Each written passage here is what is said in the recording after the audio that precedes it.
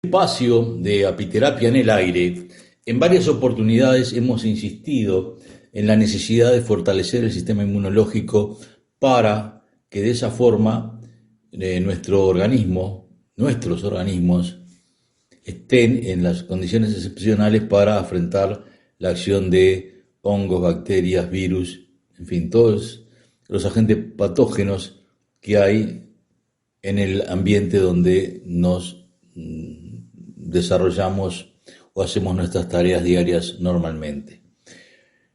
En el día de hoy he recibido de diferentes partes del interior, desde Suecia, Estocolmo, desde Bélgica, Bruselas, desde España, por ejemplo, desde Argentina, Buenos Aires, un documento que fue presentado ayer 4 de octubre a las 15:35 ante la Suprema Corte de Justicia del Uruguay.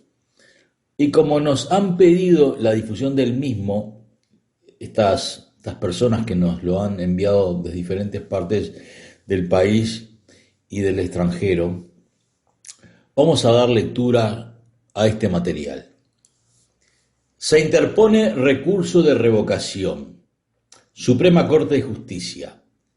Alejandro Recarrey Mastrangelo, compareciendo los autos Dr. Recarrey Mastrangelo Alejandro, señor juez letrado de primera instancia en lo civil de noveno turno, procedimiento disciplinario, ficha 338/2022. Manifiesta que vengo a recurrir la resolución número 166/2023 solicitando formalmente que se la revoque en todos sus términos, en el entendido de que esta es la única vía válida de manifestar que, como magistrado, me resulta en conciencia imposible darla por tácitamente aceptada, desde que se sienta un precedente potencialmente legible como coacción a la libertad de los magistrados. Además, de imponer una determinada visión política de lo que debe ser un juez, porque termina por propugnar como una parte de corrección judicial el que el juez ceda su deber de investigar ante los meros relatos de las partes, postura en extremo antijurídica y aún anticientífica. Segundo, para empezar, es un error sostener que el tratamiento de la ilegitimidad manifiesta no requiere hacer prueba previa en un amparo. Aplicar el derecho no supone otra cosa que una operación intelectual, sí, pero el derecho se proyecta sobre una realidad concreta y ésta debe necesariamente probarse. Todo lo sumariamente que se quiera, pero debe acreditarse. Lo contrario da entrada a la arbitrariedad, siempre políticamente sesgada si no hay hechos verdaderamente probados que confrontar, o a la mercantilización negociadora de la verdad forense, como ya ocurre en el área penal, sin resistencia apreciable formal ni tampoco conceptual del Poder Judicial. Y es precisamente la verdad de una prueba acabada, completa, lo que da garantía a los más débiles frente a las narraciones de los más fuertes. Para el caso, las de un gobierno y una de las corporaciones multinacionales más poderosas del orbe. De hecho, en todos los amparos que se tramitan en Uruguay y se hace prueba, incluso pericial, no se ve la razón por la cual no debería de habérselo hecho en la causa que da lugar a este sumario. En cualquier caso, bastó una simple serie de intimaciones y el testimonio de 2 médicos para verificar algo que ni la Corte ni el Tribunal Civil de sexto turno controvirtieron. ¿Por qué no se pudo o no se quiso? ¿Que las vacunas no habían superado la fase experimental? ¿Que no se quería aclarar a la población el contenido de los viales? ¿Que el Estado no los analizaba? ¿Que se habían reportado efectos adversos que no se informaban debidamente y que tampoco se le aclaraba a las personas que estaban recibiendo dosis lanzadas al mercado sin las verificaciones de seguridad habituales? Esto resultó suficiente sin necesidad de ingresar en polémica científica alguna. Se trata de omisiones puntuales, visibles, aun a los ojos de un lego en medicina, para sustentar la ilegitimidad manifiesta de la operativa vacunatoria. Y es que la Corte se confunde aquí. Los hechos que cimientan la pretensión de un amparo siempre deben probarse. Es recién después de que se tiene una determinada base fáctica que si efectivamente se entra a ponderar la ilegitimidad con el objeto de cotejar si es o no manifiesta en relación a los hechos probados, nunca a partir de la sola conexión a las simples versiones de las partes. Tercero, lo cual es lo que inaceptablemente propone la resolución, la que afirma que el fallo cuestionado puso en peligro la salud de los menores, sin respetar la posición de expertos nacionales e internacionales, aseveración que, muy ostensiblemente, carece de la suficiente homologación científica y no es más que la repetición acrítica del relato del gobierno, no ya de Pfizer, empresa que no teniendo ni siquiera sede o gerente en el país, nada se dignó a aportar en el proceso. En efecto, tanto puede sostenerse que la manifiesta la Corte, como lo exactamente contrario. A fin de cuentas, sigue sin explicación el alza de las muertes sobre los promedios en el periodo post-vacunal. Inclusive, los ministros se hacen eco de lo esgrimido por el Poder Ejecutivo, sin tener en cuenta la multiplicidad de estudios científicos en sentido francamente contrario a la supuesta inocuidad y eficiencia de las vacunas. Y tanto se recuesta la decisión en las postulaciones de los demandados en el amparo, que recoge la falacia del presunto desconocimiento de la libertad de los padres, socorrido argumento de los adversarios de la sentencia.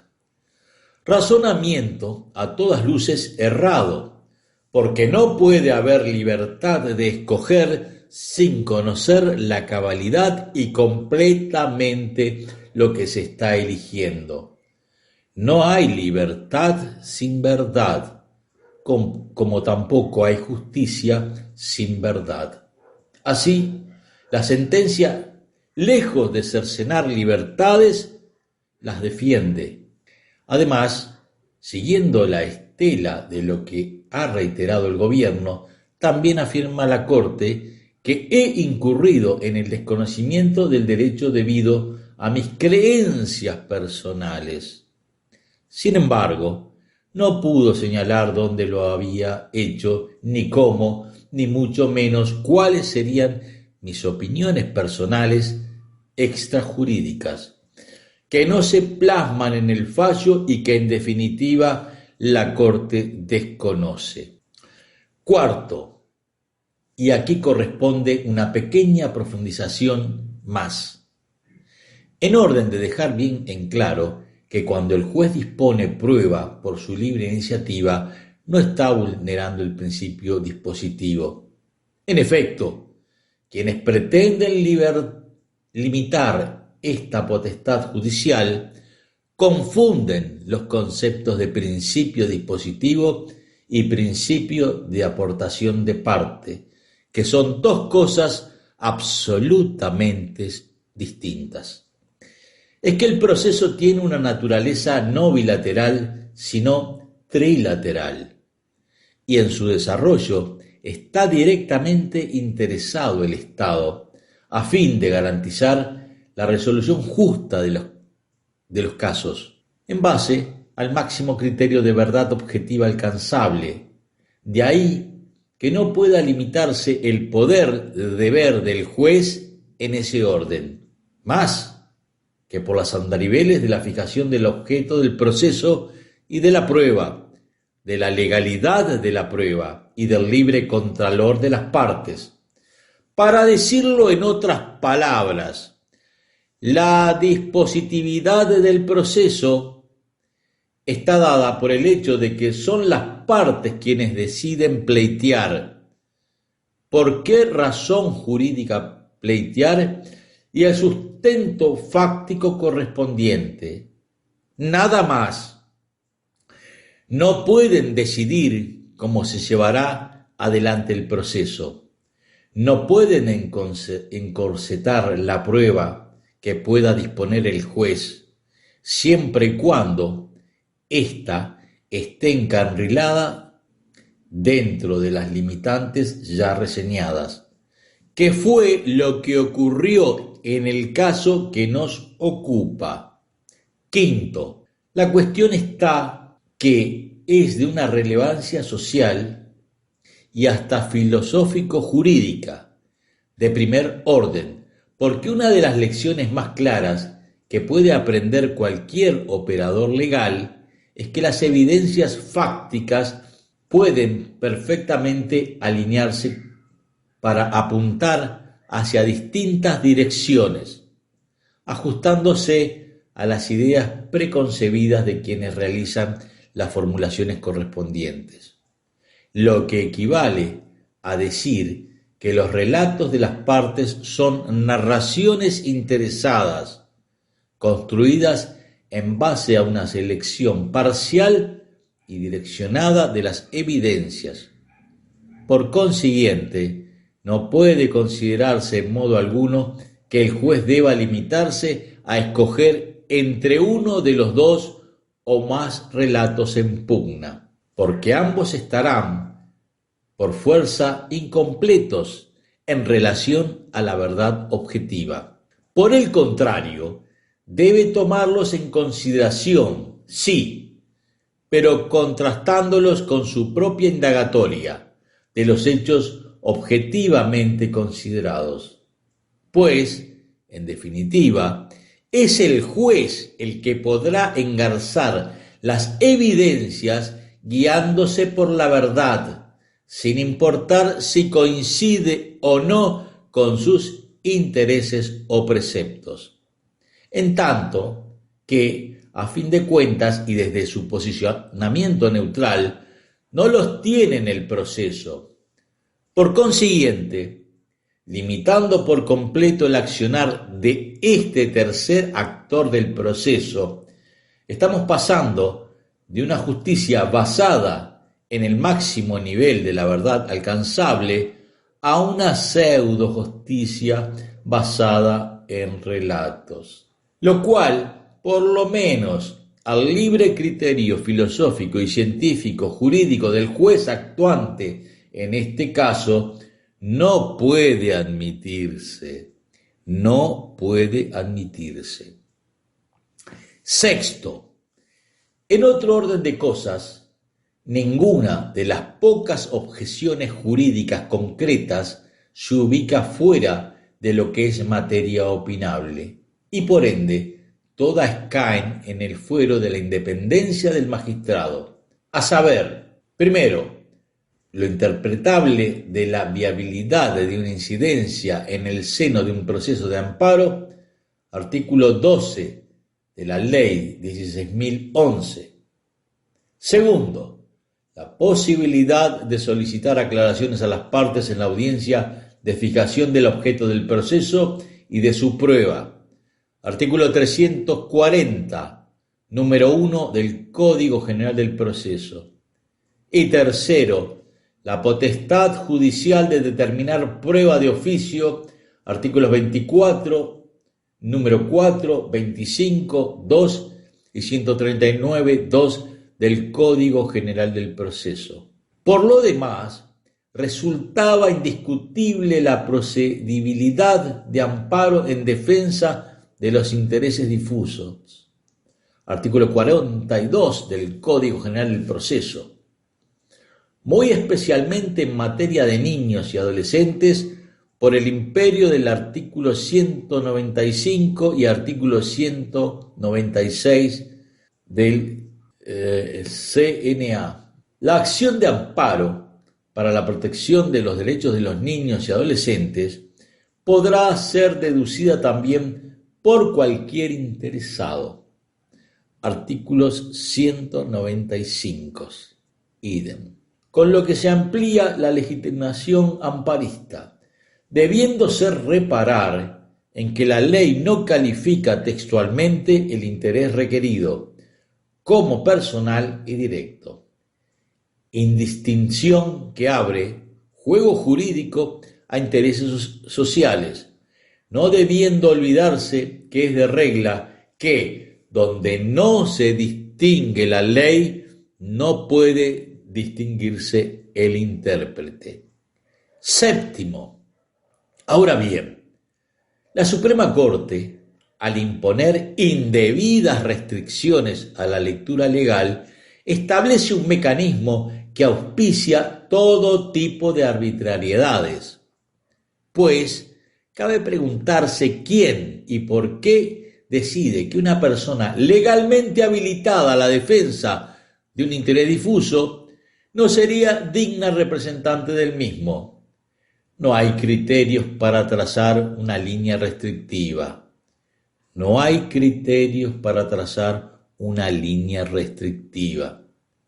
Se trata de una habilitación indefinida entonces, y harto peligrosa para individuos o grupos sociales que mañana decidan defender derechos difusos, como por ejemplo los ambientales, sanitarios, etc., cuyas demandas podrían ser bloqueadas sin estudio sobre la base del solo buen o mal criterios del juez de turno. Octavo.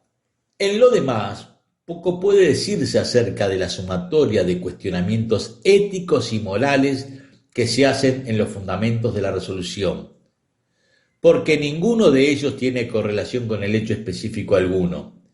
No se dice ni cómo, ni cuándo, ni frente a quién puntualmente el firmante habría caído en falta de moderación, descortesía, ausencia de decoro, o peor aún, en actitudes moralmente reprochables.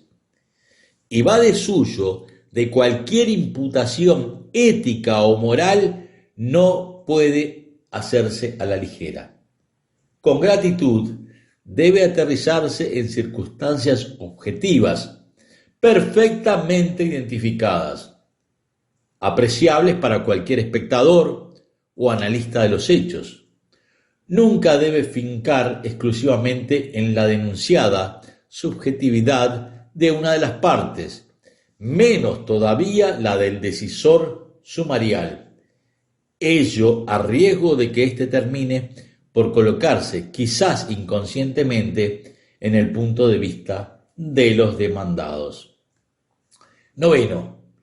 Mientras no sea parte de la ley, un juez puede y debe seguir su conciencia.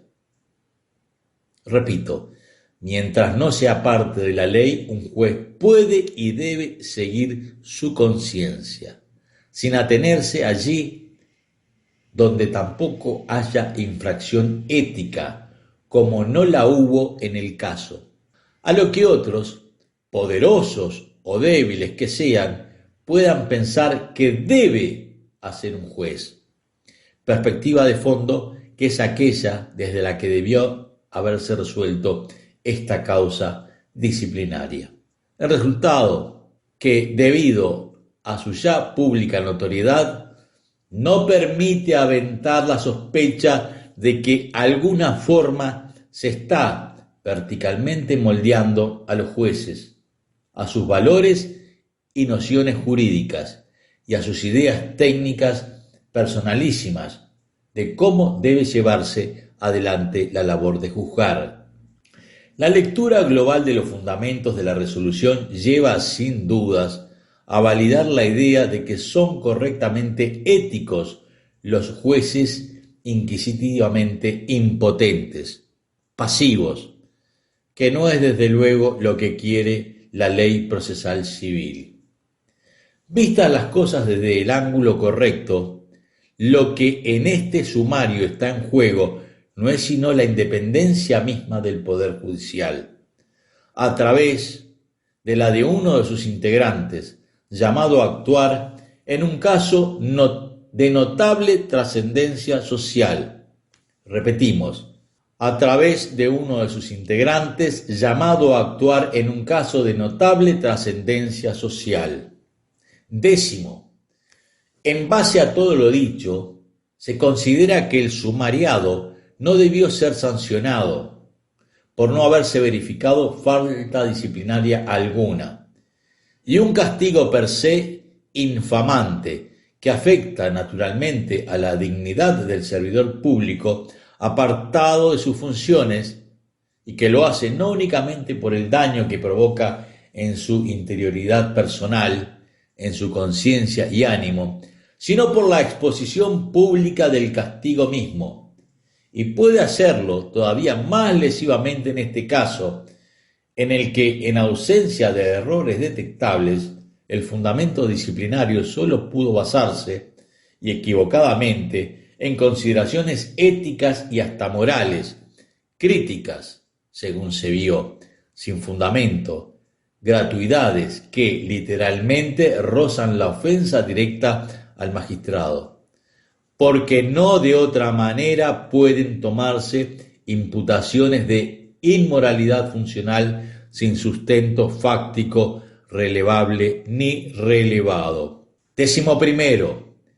En la causa de amparo, el sumariado obró como entiende que debía de obrar un magistrado, independiente y garantista, sirviendo solo a la Constitución y las leyes, como juró hacerlo, con anclaje en la realidad, en la verdad, hasta donde podía y pudo alcanzarla, sin ceder por temores sociales ni aceptación de personas, con los ojos puestos en los hechos y el derecho, no en las partes, ni en los actores, ni en el Estado, defendiendo como siempre lo hizo al ser celoso de su libertad jurisdiccional, la independencia misma del Poder Judicial.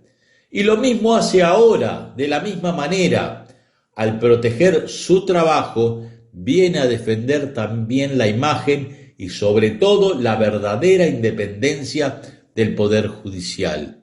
Ello en la medida en que la salida adoptada termina ella sí por comprometer la confianza que la gente tenga en una administración de justicia, la que más allá de los caminos correctivos operados en las instancias de alzada, a fin de cuentas, no hace otra cosa que castigar a un juez por ser vigorosa y auténticamente libre. Repetimos, la que más allá de los caminos correctivos operados en las instancias de alzada, a fin de cuentas, no hace otra cosa que castigar a un juez por ser vigorosa y auténticamente libre. Es por lo antedicho que, dejando en claro que en cualquier caso la sanción es el precio que la realidad nacional impone al servidor de la justicia por su libertad y dignidad de la corporación, solicito que se tenga por presentada la recurrencia y se revoque la resolución impugnada número 166/2023, dejándola sin efecto. Firma Alejandro Recarrey Mastrangelo, juez letrado en lo civil de la capital de 9º turno. 4 de octubre del año 2023.